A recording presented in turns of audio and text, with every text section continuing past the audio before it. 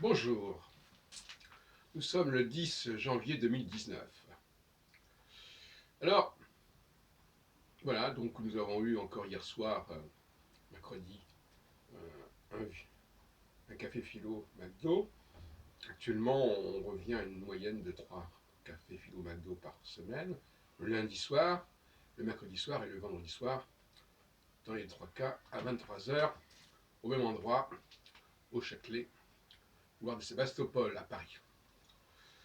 Toujours la même équipe qui participe, enfin, il y a toujours une dizaine de personnes qui sont récurrentes sur nos antennes. C'est un peu les grandes gueules ou les incorrectibles, si on veut, du YouTube. Alors, je voudrais revenir d'abord à la question du droit, parce que il y a un abus de droit. Qu'est-ce que ça veut dire, un abus de droit? C'est-à-dire qu'on instrumentalise le droit et ce qui n'est jamais qu'un projet, généralement, est présenté comme une réalité. La Déclaration des droits de l'homme, par exemple, c'est un projet, c'est un imaginaire, ce n'est pas un état de fait. Et on voudrait forcer les choses à être ce qu'elles ont été annoncées. Et ça nous fait penser, évidemment, excusez-moi, au christianisme, qui veut forcer l'idée que ce qui avait été annoncé par Jérémie et par les prophètes se manifeste du temps de Jésus. Parce que c'est dans les Écritures. Et comme on dit dans le credo chrétien, tout se passe conformément aux Écritures. Et d'ailleurs, à ce sujet, je suis obligé de dire que face à l'anti-judaïsme, la seule parade, c'est l'antichristianisme. Il n'y a pas 36 solutions. J'ai encore entendu hier un déballage de M. Valentin contre les Juifs, d'un point de vue purement religieux. Et quand on attaque sur le plan religieux, on s'expose à des attaques antichrétiennes, dont j'ai fait d'ailleurs l'inventaire considérablement.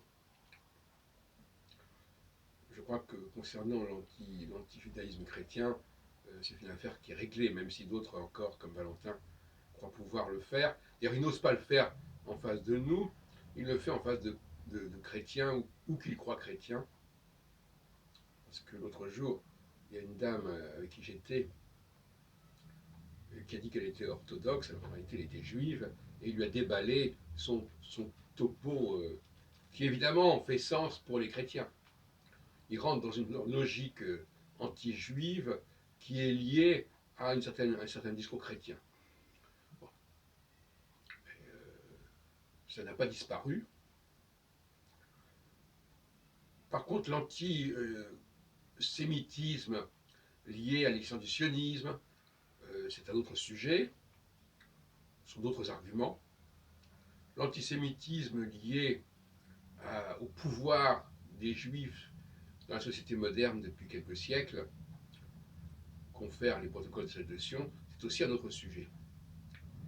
Mais concernant la question religieuse, je pense que les chrétiens ont perdu la bataille et que de plus en plus, on va remettre en question toute une idéologie anti-juive dans le monde chrétien. Et je crois d'ailleurs que l'Église romaine aujourd'hui a compris cela. Et il est complètement ridicule d'ailleurs, de toute façon, d'attaquer les Juifs au nom de textes évangéliques dont la véracité historique est extrêmement douteuse de toute façon. Et je crois que la meilleure défense ici, c'est l'attaque.